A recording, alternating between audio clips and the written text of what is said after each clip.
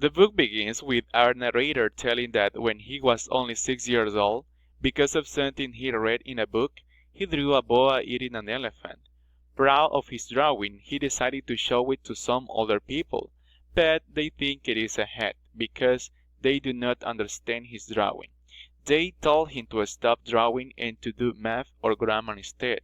He disappointed and followed their advice. As an adult, he became an aviator. When the author of this book was piloting his plane through the Sahara Desert, suddenly the engine suffered a failure and has to land immediately in the middle of the desert. Due to the fall, the plane was very damaged, and also the pilot was left with very little water and food. The pilot realizes that he was in a great predicament. The next day, he is surprised by a blond boy whom he called the Little Prince. The little blond prince asks him very seriously to draw a lamp. The pilot agrees to drop the lamp. As the aviator did not know how to draw more than a boa eating an elephant, he did it, and at the end of the drawing, the boy knew how to identify that it was a boa eating an elephant. The pilot knew that he was a special boy. However, he could not draw a lamp as he wanted. So he drew him a box and told him that inside was the lamp that he wanted. The boy loved the idea. After that, the little princess stays with him and eventually tells him his story. They became good friends. From and after, the little prince asks him many questions. These, the two become friends. Over time, the little prince tells his story and where he comes from. The pilot, intrigued by the origin of the little prince, understood that the little prince came from a planet that was no bigger than a house, and that on Earth it was known as the asteroid B612. However, for the little prince, it is asteroid 325, but that is irrelevant. The little prince told the pilot how he takes care of his planet, and that he is always very careful that the baobabs do not grow too much, for fear that they will destroy his planet.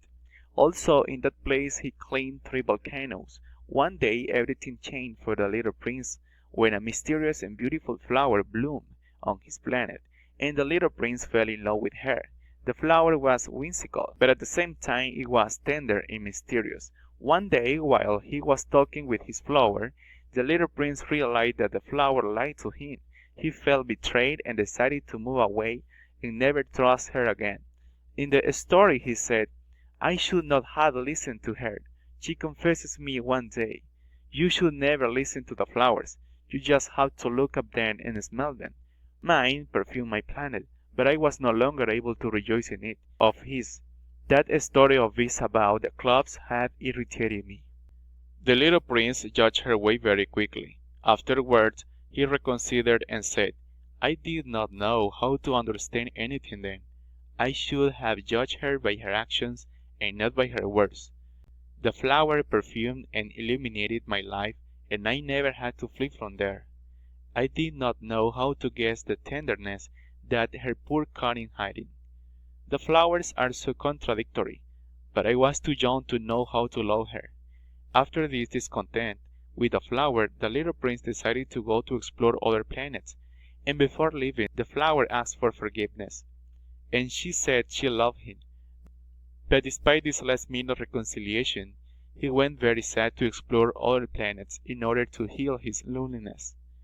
While the little prince explored the neighboring asteroid, he discovered the strange world of adults and his close way of thinking.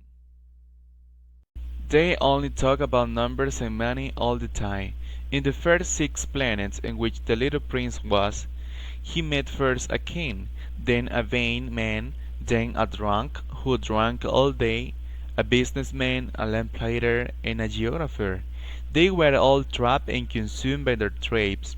The attitude and way of acting of his neighbor astonished and disturbed the little prince. To begin, he does not understand the king who always wants to give orders to people.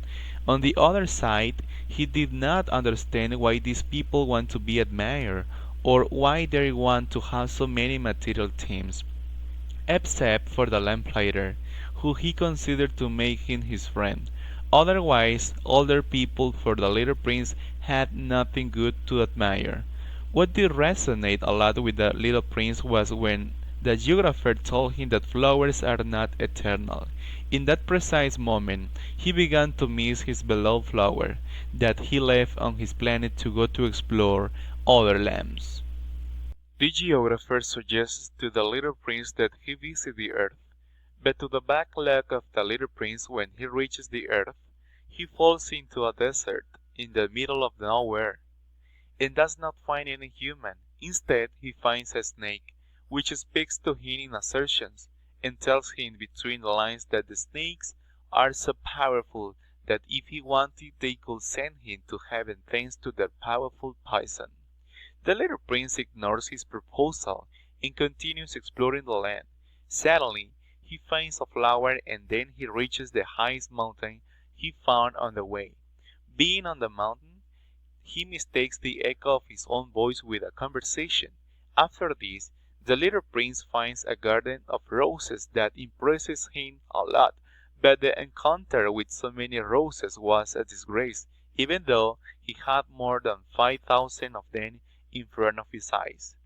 He realized that the little flower that he had left on his own planet was unique in the whole universe. The little prince befriends a fox who teaches him that important things can only be seen through the eyes of the heart, and that the time he has spent away from his rose makes that rose even more special. In addition, we are responsible of caring for all that we love. The little prince once again convinced himself that even though there are so many roses in the earth, his love for his rose makes it unique. Therefore, he must take care of it. Despite all this learning he was conceiving from the fox, he felt very lonely for being so far from his rose. The little prince says goodbye to his friend and continues on his way. He met a man in charge of moving the train needless and a salesman of pills for thirst. Here the story ends. Before he met the aviator, some days had passed and the pilot ran out of water. The little prince proposes to go look for an oasis where he could find water, and once they find it, the water feels so special that it fills their bodies and hearts with life.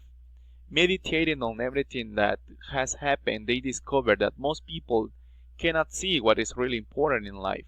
The little prince asks the aviator to draw him a bustle or a cord for his lamp and to fix the plane. The aviator accepts and tells him that he will come back when he finishes fixing the plane. While all this is happening, the little prince did not stop thinking about his beloved rose, and thinks about making plans with the snake so that it bites him and can send it back to its planet.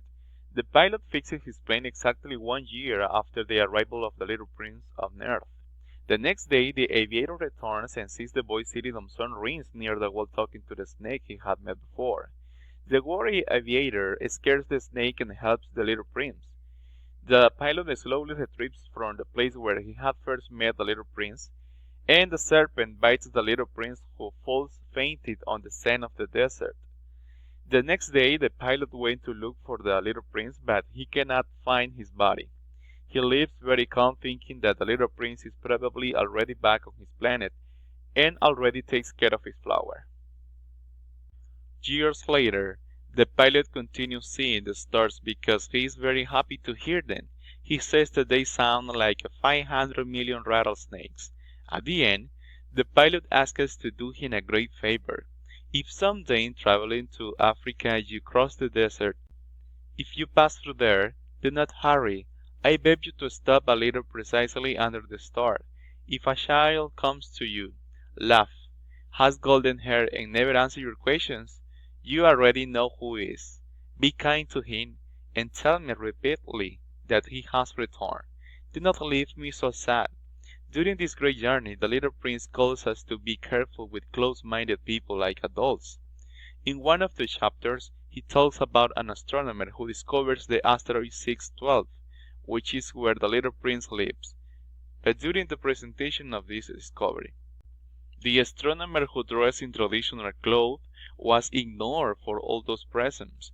However, the same astronomer years later makes the same presentation, dressed as a European. but he was showered with praise and compliments for this great discovery. The little prince talked about this type of closed mind over and over again throughout this book. That is not all, since he always makes us see the lack of imagination in adults. Like when the little prince begins to explore different planets and meets 6 adults that inhabit them and makes us see their way of living. While the little prince represents an open mind, like children who are full of curiosity and who continually ask questions.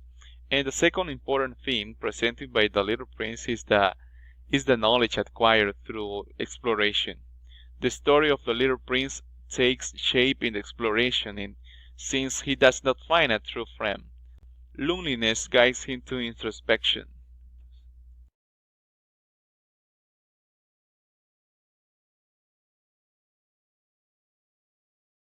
So now I will read these symbols for you that I took from the story.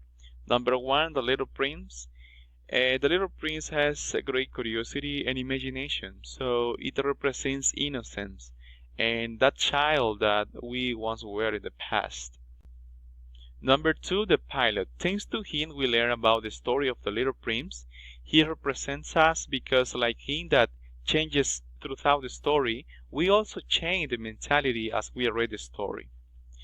Number three, they both, the little prince and the pilot. These two characters together represent the person we are now and the person we were before in the past. Then we have the rose. It represents love and its contradictions. The little prince loved her, but because of the rose's vanity and other attitudes, he did not know how to value her. And then we have the fox.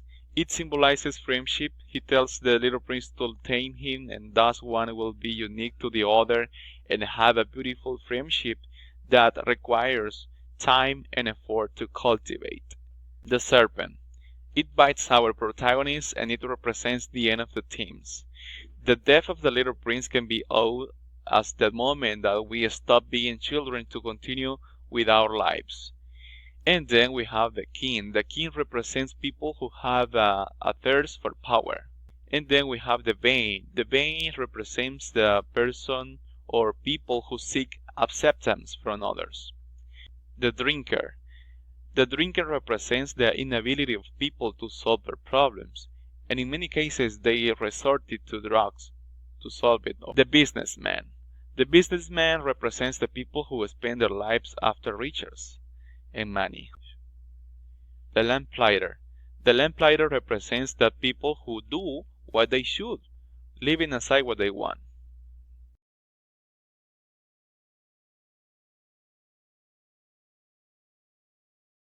The characters. Number one, the little prince. The little prince is the main character of the book. He lives on a small planet that we could identify not as a planet but as his own life. The rest of the planets he visits asking questions that adults do not care about are actually the lives of other people. With a description of his little planet, he tries to reflect on the innocence of the character and how much he still has to learn and live. Number two, the lamp. He is a seemingly irrelevant character but of a great importance and significance, since he is the friend he needs to have to help him in moments of loneliness, but that can affect him one day if he eats his rose. Number three, the box. In the midst of an anger at not being able to drop a lamp, the pilot drew a box and told the little prince that, okay, the lamp that you want is inside the box. The box is an allusion to the imagination that the adults do not usually use and that the little prince has plenty to see his lamp. Baobabs. The baobabs are the problems that must be solved before they become too complicated or it is too late. It is the moral that the author leaves us when he alerts us, children, attention to baobabs. We are children. We must be prepared to face situations that are not favorable for us and always be attentive to differentiate the good from the bad. Volcanoes. They refer to common tasks on daily basis. They are not a problem like baobabs, but simply things that we have to do and, and things that have to be done so that everything goes well and we have to do it even if we do not like it. And then we have the rose. This character symbolizes the love and innocence of the little prince. The rose is not just any flower, it is his love. It is the metaphor of the woman he loves and who has remained forever on his heart. She is beautiful, perfumed, frail, and he has to take care of her and always be attentive. She is responsible for the flight of the little prince, but creating a great confusion in the way of saying things. However, it is his flower and it is unique among all the others. The businessman. This character is always busy counting the stars he owns and the ones he thinks he will own. He plans to use them to buy more stars and become richer. He has no time for anything else and for everyone. So in reality he is a slave to work and has not learned to enjoy the little things in life. He doesn't know to stop to smell the roses, in fact. The lamplighter. This character earns the respect and friendship of the little prince because he fulfills his obligations very well. He lights a lantern when the night begins and turns it off when the day comes.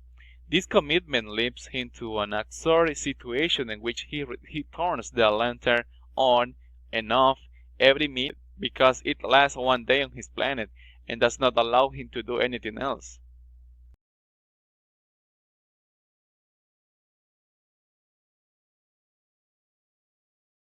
Last but not least, the themes. To know what are the themes in The Little Prince, it is enough to read the dedication at the beginning of the book. It says to Leon Werth, I apologize to the children for having dedicated this book to a grown-up. I have a serious excuse. He is the best friend I have in the world. Here we find the first theme, that is friendship. He keeps saying, I have another excuse. This grown-up can understand everything, even children's book. Here we have the second theme, which is the inability that adults have to understand the point of view of children. I have a third excuse. He lives in frames where he is hungry and cold. It has a real need of comfort. Here is the third theme, which is loneliness. If all these reasons are not enough, I will dedicate the book to the child from whom his grown-up grew. All grown-ups were once children, although few of them remember it. Here is the last topic. Remember the child that we carry inside.